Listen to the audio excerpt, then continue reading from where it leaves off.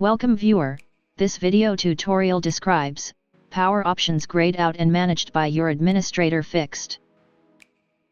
First method is change group policy settings.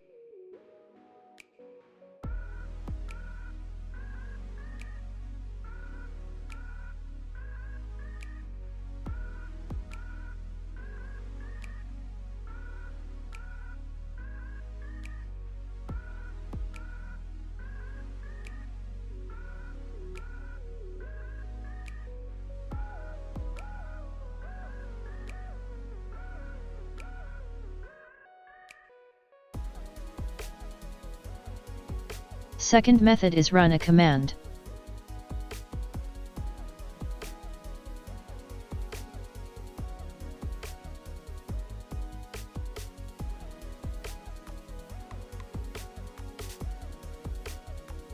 I hope this tutorial helps to you.